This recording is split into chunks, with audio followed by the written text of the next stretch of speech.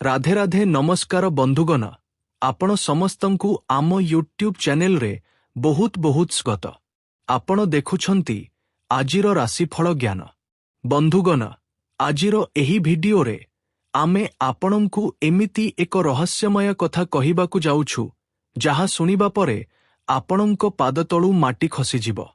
हाँ, आपण बिल्कुल ठीक सुनुछंती कारण आपणंको जीवन रे एमिति एक बड़ ग्रह संजोग बनिबाकु जाउछि जहा आपण केबे कल्पना सुद्धा करि नथिबे।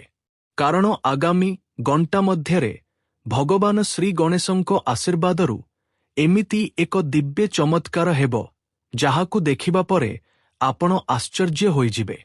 एही कथाटी सुनिबाकु जेते अद्भुत लागिले मध्य आगामी घंटा परे जेतेबेले समय हेबो सेतेबेले आम जीवन रे आपणंको हातरे लक्ष टंकार नोट बिड़ा लागिबो एवं एही टंका केवल 5 जन लोकंकु ही मिलिबो।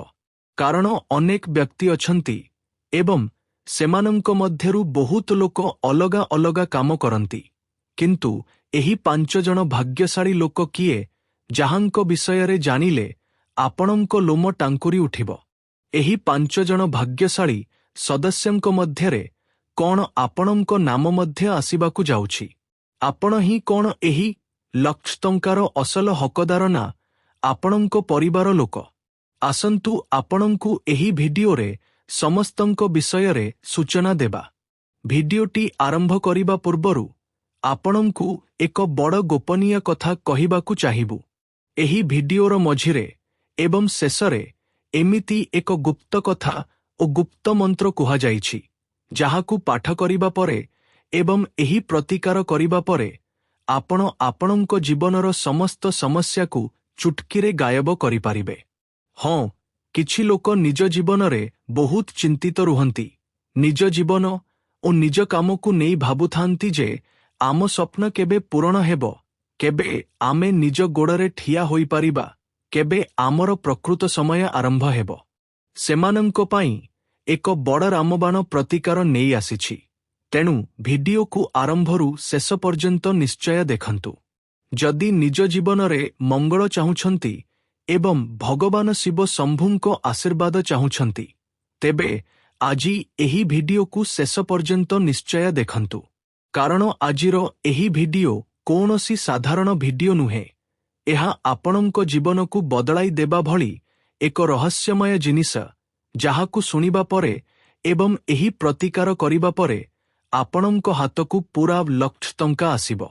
तेनु बंधुगण आजी महादेवंको जेउ सच्चा भक्त माने एही भिडियो देखुछंती सेमाने प्रथमे भिडियो को एक लाइक करि दियंतु एवं आम यूट्यूब चैनल को सब्सक्राइब करी तळे थिबा कमेंट बॉक्स रे सच्चा भक्ति भावर सह हर हर महादेव ओम नमः शिवाय लेखि दियंतु, जद्वारा भोलानाथंको आशीर्वाद आपणंको उपरे बनी रहिबो।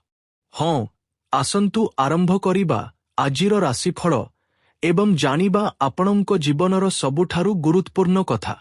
शर्त केवल एतिकी जे आपणंकु सेही स्थान को एकाकी जिबाकु हेबो एवं एही स्थान विषय रे भूल रे सुद्धा अन्य काहा सह आलोचना करिबे नाही। तेबे जाई हनुमान महावीर बजरंग बोली आपणंकु लक्ष लक्ष कोटी कोटी टंकार सुना रूपा देई पारिबे। किंतु आजी बजरंग बलींको सच्चा भक्त माने प्रथमे भिडियो को एक लाइक करंतु एवं आमर एही चैनल को सब्सक्राइब करी तळे थिबा कमेंट बॉक्स रे जय महावीर बजरंग बोली सच्चा भक्ति भावरे लेखि दियंतु, जेमिति बालाजींको आशीर्वाद आपणंको ओ आपणंको परिवार उपरे रहिबो। आपण जेउथि भी थांतु कुशल मंगलरे रहिबे। मोर साधकगण आजिर एही भिडियो रे मु आपणंकु सेही जिनिस कहिबाकु जाउछि जहां अन्य कौनसी भिडियो रे आपणंकु मिलिबो नाही।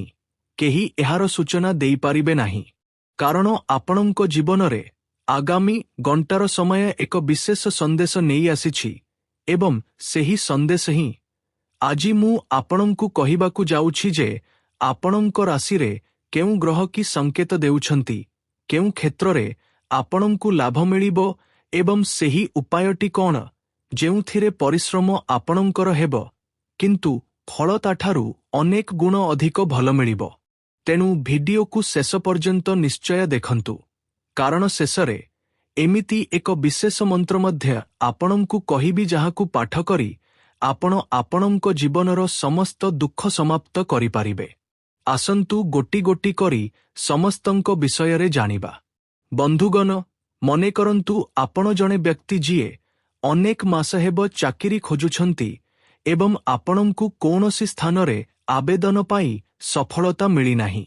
ସବୁ ସ୍ଥାନରେ ସବୁ ଲୋକଙ୍କ ପାଖରେ ଚେଷ୍ଟା କରି ଦିନେ ଆପଣଙ୍କୁ ଏମିତି ଲାଗିଲା ଯେ ୟାର, ଏବେ ଆମେ ହାର ମାନି ସାରିଛୁ, ଏବେ ଆମ ଜୀବନରେ କିଛି ବାକି ନାହିଁ, ସବୁକିଛି ବର୍ବାଦ ହୋଇଯାଇଛି।